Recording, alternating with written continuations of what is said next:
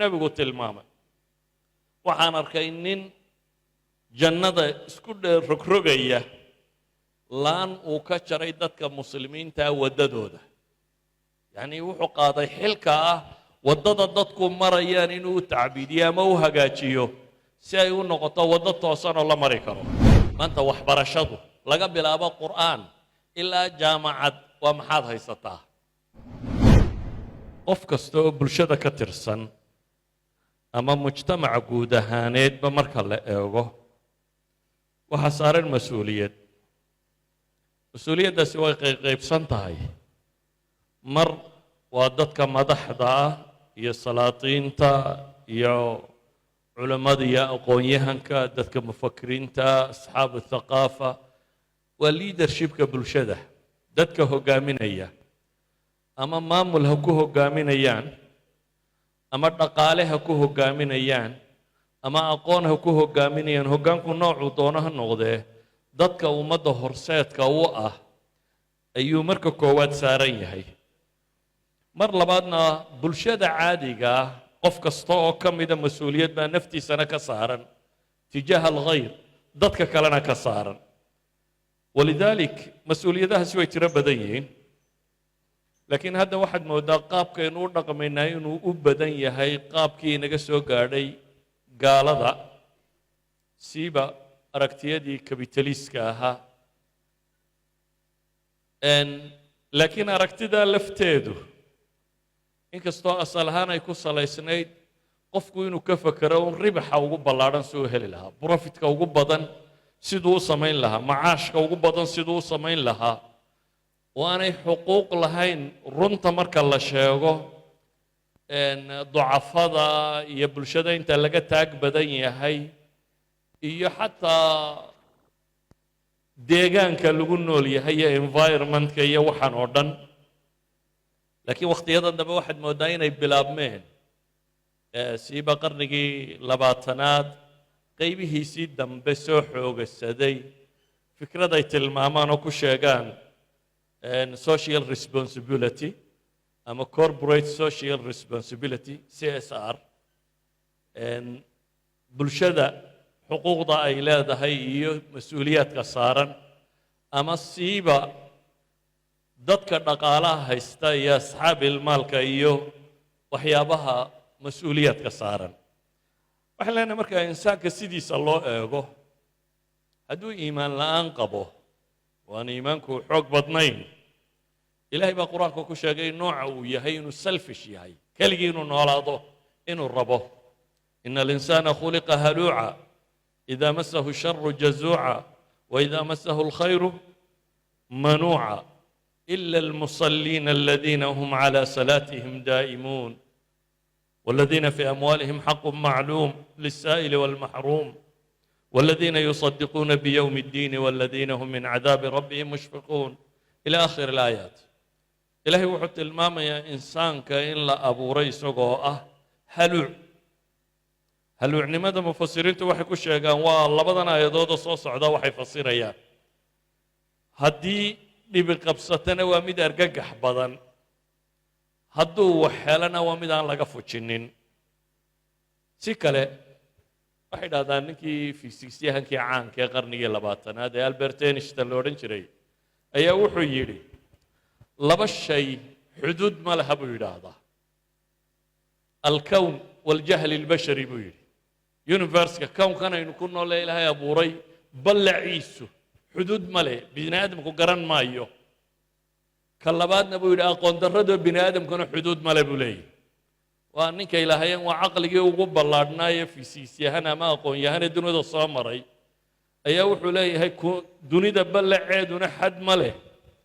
aqoon darrada bini aadamkuna xad ma leh axad ducaat baa isna wuxuu yidhi malaa qodob saddexaad in lagu daraabaa fiicnaa buu yidhi oo odhanaya jashaca iyo tamca hunguriga bini aadamka iyo haysashadii iyo lexejecladiisuna iyana xad male in lagu daraabaa roonaan lahayd buu leeyahy labadaas iyaguna kuwaasay daba socdaan oo dee waa ka nebigu yidhi calayhi salaatu wasalaam low kaana libni aadami waadiyaani min maal labtagaa haalitha walaa yamla'u jawfa bna aadama ila turaaba yatuubu allahu calaa man taab حديث صحيحين ككويا لي بني آدم كهدو لي هي لبوادي أو حولا حديث كروايات كلنا لبوادي أو ذهبه متصدق حد ديدي لها أبو النبي عليه الصلاة والسلام جوف ابن آدم مبوح سعيد بكدر كراب النبي كتل مامي عليه الصلاة والسلام كاسوا باهدة ابن آدم وقبا ينان وحبا ضافن دنك كلنا وحاو النبي كتل مامي يهدوه لنا إنه يهي جشع عجيب لا نهاية له وأهنان وحبا بحن قل لو أنتم تملكون خزائن رحمة ربي إذا لامسكتم خشية الإنفاق وكان الإنسان قطورا إلهي وحلي هدي قعنت الليدين قال لها خزندها النحريست على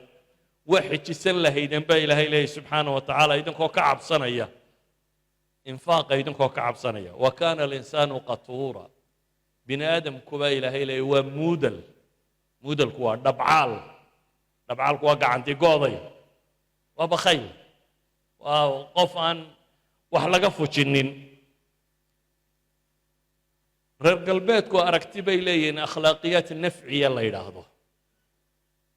waa akhlaaq laakiin akhlaaqdaasi waxay ku salaysantahay maxaa nafci igu jira waa utilitarian people waa madrasa nafciya maxaan anigu faa'iidayaa bay akhlaaqdani ku salaysantahay walidaalika waxay yidhaahdaan fikirka mucaasirka ee reer galbeedka ee arasiga kan ka warramaya waa uun aragti odhanaysa shirkadayda iyo dhaqaalahayga iyo waxayga sidee baan u qurxiyaa weji quruxle ugu yeelaa si loo arko inay tahay mid khayira ama mid insaaniya ama mid humanitarian ama mid bini aadamka u naxariisanaysa si kale haddii loo dhigo bay yidhahdeen macnuhu waxa weeyaan sidee baan u faa'iidaa iyadoo wax carqalada iga hor imanaynin marka waxoogaagay bixinayaan bay leeyihin waxay decoration u tahay waxay weji qurxin u tahay tijaarada uu samaynayo si kale haddaanu sii tilmaamo waxay yaqaaneen iminka falsafa loogu tilmaamo ay sheegayaan thiqat aljamhuur warida almustahlikiin sidii loo heli lahaa shirkadda ama dadkan dhaqaalaha samaynaya siday u heli lahaayeen kalsoonida dadweynaha iyo dadkan mustahlik ee waxaan isticmaalaya sidii loo raalli gelin lahaa waxaasoo dhammi waxay leeyihin waa ahdaaf ilmunsha ah industriga la wado aragtidiisa dhaqaaleed si loo hirgeliyo walidaalika baa waxay dhahdaan waxbixintu waa strategic charity bay dhahdaan waa waxbixin ku salaysan istaraatiijiya lagu talagalay oo ay ugu horeyso waa enhancing business political legitimacy bay yidhahdeen baa ugu horeysa waa sidii kor loogu qaadi lahaa cidda maalqabeenka ama cidda hantida haysata ama cidda tan politicalka haysata iyo wixii la midi inay bulshada uga dhaadhiciyaan inay legitimate yihiin inay xalaal yihiin si loo qanciyo dadweynaha waayada dambe waxaynu maqalnaa markaa in badan dad la yidhaahdo donors oo deeq bixiyayaal ay u bixiyeen inta badan iyagaa bixiya iyagaana cuna inagu waa u karinaa inagu waxa la cunayana isagaa leh cidda cunaysaana waa isaga laakiin adigu waad u xalaalaysaa waad u karisaa oo inaynu karinno ayaynu inagu ka nahay laakiin asalku wuxuu yahay waxay dhahdeen kabitaliska wejigiisa foosha xun leh in la qurxiyo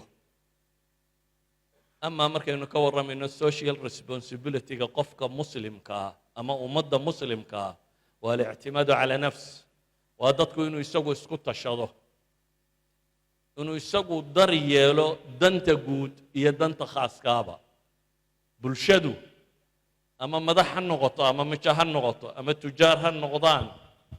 ama fuqara ha noqdaan dadku inuu isku tashado sidii uu u awdi lahaa baahida bulsheed dhammaanteedba walidaalika marka islaamka la eego hantida iyo caqliga iyo xoogga iyo waxaba waxaynu rumaysanay inuu ilaahay maalkiisii yihiin waatuuhum min maali illaahi aladii aataakum baa ilaahayna leeyahy waar dadka waxa wax ka siisaan xoolaha ilaahay ee uu idin siiyey xoolahan iyo dunidan aad ka shaqaynayso dhan ilaahay baa iskale adigana ku leh bal adiga iyo waxaan leeyahay isku kiin eegayaaba ilaahay yidhi saa isugu tasarruftaa kownkan dhammaantii iyo waxaad wadoo dhan ilaahay baa iska leh adna isagaa ku leh laakiin waxa lagu yidhi nooc min atasarruf baa lagu dhiibayaa bal waxa lagugu eegayaa sida aad u isticmaasho iyo sida aad ugu dhaqanto taas baa lagu eegaya adaaga waxaad ka bixisay bulshada ka gaadha xuquuqdaad u samaysaa ilaahay wuxuu leeyahay alam yaclamuu ana allah huwa yaqbalu tawbata can cibaadihi wayaakhudu sadaqaat wa ana allah huwa atawaabu araxiim ka diin ahaan bulshada xilka saaran oo inta badan aan u weecan doono dhanka dhaqaalaha tilmaami doono badh waa waajib oo diin ahaan bay waajib u yihin badhna waa mustaxab oo diin ahaan baa layna faray inaynu samayno si aynu bulshada u caawinno iyadoo lagu tiirsanayo qiyamka ama valueska ilaahay inoo dhigay ee ah naxariista iyo iskaashiga iyo wixii la halmaala waxay ku salaysantahay nusuusta qur-aanka ilaahay leeyahay watacaawanuu cala albiri waataqwa warsamaha isku gargaarsada baa ilaahay yidhi oo ha isku gargaarsanina xumaha faman tatawaca khayran fahuwa khayru lah ilaahay wuxuu leeyahy subxaanah wa tacaala ciddii khayr samaysa ee ku tatawucda khayr buu leeyahy bale ilaahay qur-aanka wuxuu inoogu tilmaamayaa bulshada inteeda liidata haddii la taageeri waayo inay macnaheedu tahay aakhiro kuwa beeniyey calaamadda lagu yaqaano arayta aladii yukadibu biddiin fadalika aladii yadcu lyatiima walaa yaxudu cala طacaami اlmiskiin baa ilaah yidhi waa idiin sheegaa baa la leeyahy subxaana wa tacaala ka aakhiro beeniyey kii aakhiro beeniyey waxaa astaan looga dhigay waa ka naxariistu ka guurtay agoontana tuuraya masaakiinta quudintoodana aan dhiirinaynin ama se boorinaynin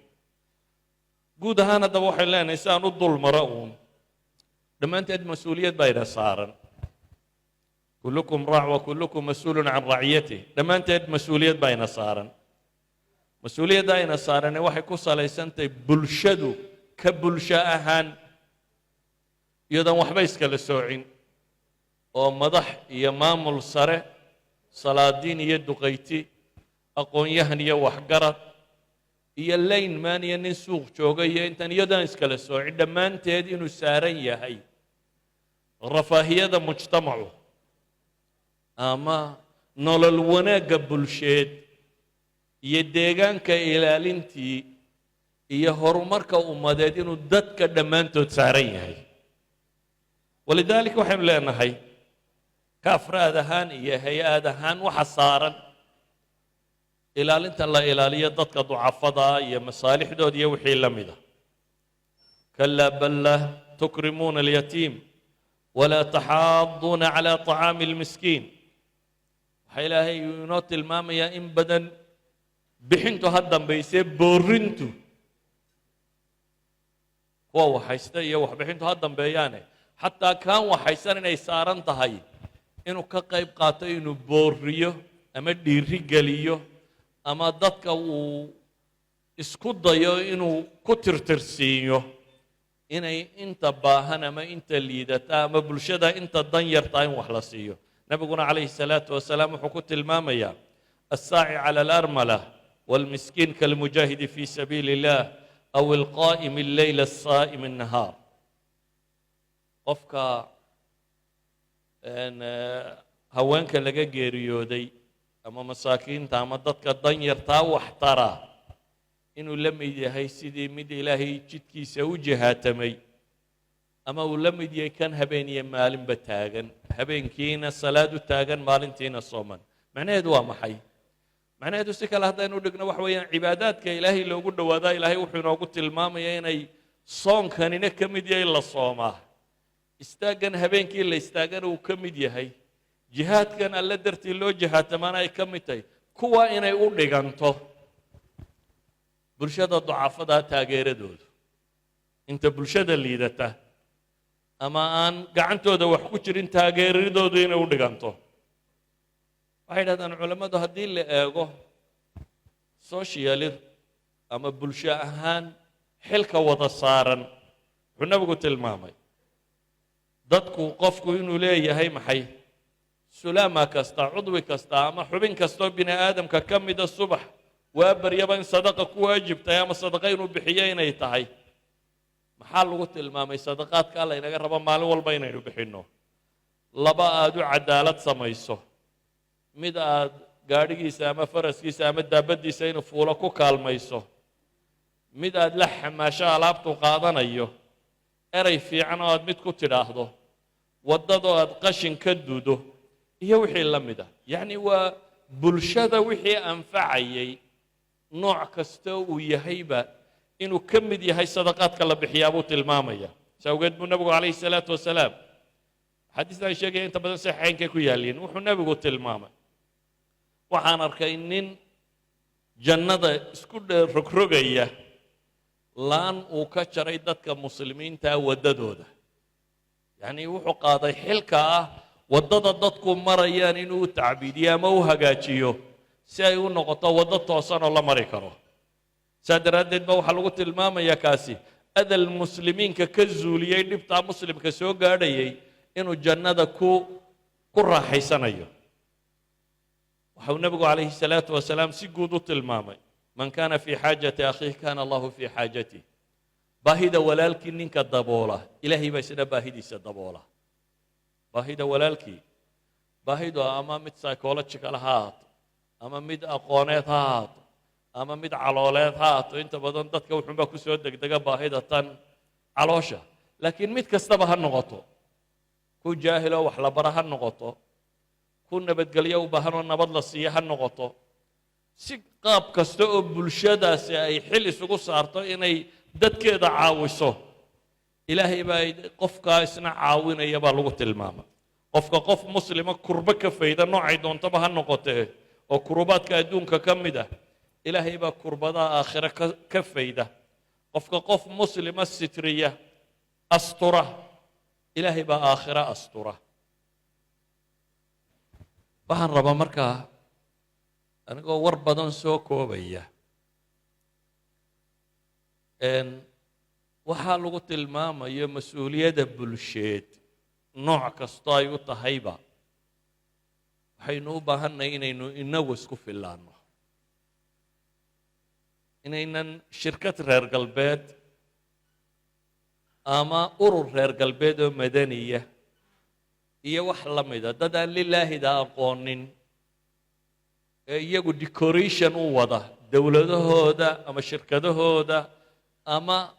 tabiciyada raba inay kugu hayaan siday wejigooda u quruxsan lahaayeen waana waxa iyagu qoraan maaha waxaan anugu saarayo laleeyahay wadaadada waxa ka sheegaya waa iyagu buxuustooda ku saabsiisan corporate social responsibility-ga waxa ay ku macneeyeen waay wax loo bixinayaa aakhiraba ma rumaysnay leede waxaan wax u bixinayaa buu leeyahay shirkaddaa wejigeeda qurxinaya dadka aan wax ka iibinayaan rabaa inay si fiican tabaci ugu noqdaan waxaan rabaa meesha aan ka samaynayo hantida inaanay profit makingkaygu inaan wax caraaqila la kulmin wax dhiba la kulmin laakiin waxaynu leenahay haddii inagu wax badan waynu qabannaa laakiin waxaynaan inta badan systematic ahayn waanay nidaamsanayn marka qof waliba wuxuu isku dayaa individually keli inuu wax u qabto haddii wax yar la isku dayo wax badan baa la qaban karaya مثلا haddaan wax tilmaamo bulshadu ay hadda qabataba waan odhan karo wuu ka raad fiican yahay kuwa kale waxay qabtaan waayo kuwa kale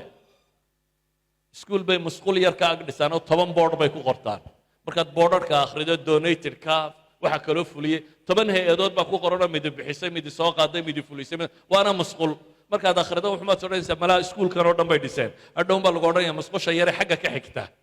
weeyaan iskuulka shaqo kuma laha idan iyagu waxooda waxay isku dayayaan inay sheegaan sheegistooda tirada badan laa waxay dadka ka dhaadhicisay donors niman la yidhaahdo waddankaba wadaa inay jiraan oo wax walba iyagu bixiyaan waa nimankani waxooda inuu karinaa iyagaa cuna iyagaana soo qaata horta dee ku qabsan mayno tolkood bay ka keeneen oo idinku ma lihidin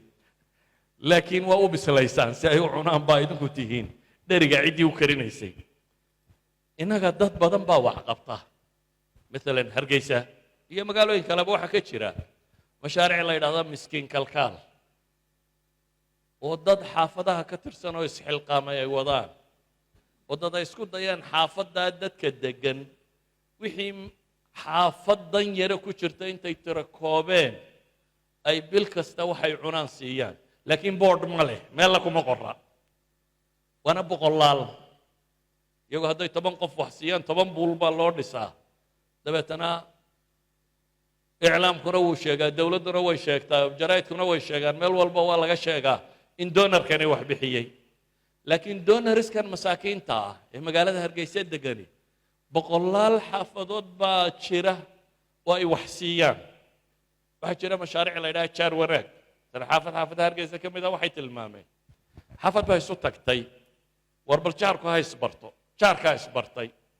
markii dambena waxaa la go'aansaday bal jaarka wixii baahan aan eegno way soo tira koobeen waxay go'aansadeen inay xaafadda gudaheedu wax iska ururiso qoysaskii baahnaa in la yidhaahdo dukaankaasi ama bakhaarkaasina raashinka qaydhin ka qaata bishiina intaasaa u baahantahay suuqa ku taga waxay xaafaddu iska ururisana wax buuran maaha waxaa yarbaa waxay sababeen inay jaar wanaag dhisaan 100 guri 50 guri dadka isku xiga inay jaar samayn karaan waxaa ka jira maalan magaalada hargeysa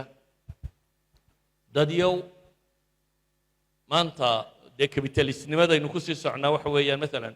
maanta waxbarashadu laga bilaabo qur'aan ilaa jaamacad waa maxaad haysataa waayo systemkii dowladnimo ee qaadi kari lahaa ma haysano inta ay qaaday waa in kooban dadkana kuma filla intii kale xaggay wax ka baranayaan dad baa iskuulle iyo jaamacaad iyo wax private sameeyey dhulka ay sameeyeen although ay marka hore profit minded yihiin laakiin haddana dantu waxay ku qasabtay meel walba inuu joogaan 100 200 300 400 oo qof oo masaakiin wax la baro laakiin cid iclaamku ma qorto lama sheego lama yidhaahdo hargeysa 10,000 oo masaakiin wax barta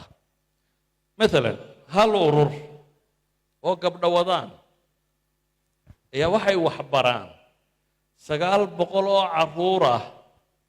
oo dadka dan yartay hargeysa dacalladeeda degana diin la baro quraan la baro wax kale la baro cilmi la baro oo macallimiintu free tahay oo waxba laga qaadin oo la isku dayayo dadka kan sidii wax loo bari lahaa waayo maanta quraanku waa lacag dee dan yartaa 5 carruur haysata ee wuxuu cuni lahaa ilma aanu haynin quraan iyo iskuul iyo meel kale u geeyaa dee ma jirayso isagoo jecel babaanu awoodin waayo duruuftu maanta aad bay uga adag tahay walidalik waxaa jira maanta hargeysa dhul ka dhisan oo dhimirka ah dadyow xanuunsanayo waalan dad haya waa laga yaabaa inaad tidhaahdaan dee lacag bay u furteen qaybo lacag u furtay waa jiraan laakiin haddana kuwa lacagta u furtay qaybo ka mid ah waxay hayaan dad badan oo xanuunsanaya ay suuqa ka qaadeen dad badan oo xanuunsanaya oo ay suuqa ka qaadeen oo ay ilaaliyaan oo laga yaabaa cidda qudha ee taageertaa inay tahay odayaal isxilqaamay ama waayeel isxilqaamay ama waxoogaa culamo oo isu tagtay inaha siinayeen inta taageerta maanta magaalada hargeysa waxaa laga yaabaa waddooyin badan oo ku yaalla inay bulshadu dhisatay iyagu ay jeexeen oo ay dhiseen ummadduna haddaan infrastructure jirin ma soconayso waxa ku yaalla oo u baahan inaynu in badan isu egno deegaanka iyo tijaaradu inay wada socdaan waad ku baaci mushtariinaysaa waddanka laakiin waxa aad xumayso waa inaad mas-uuliyaddeeda qaadaa siiba dadyowga baac mushtarka ee waaweyn wax badan baa jiro environmentka uu ka xumaynaya maalan tusaalayaal kooban baan idin siin waddooyinka ayaa isticmaala dadkao dhan baa isticmaala laakiin yaa u badanee burburiya waxa u badan dadkan raashimada keena iyo waxa keena gawaadhida waaweyn iyo waxa kan baa u badan waayo gaadhi 12 tan ama 24 tan markaad mariso waa qasab idan responsibility-ga inaad adigu ka badan tahay kan miskiinka ee dukhaanka wata waa inay kaa dhaadhacdaa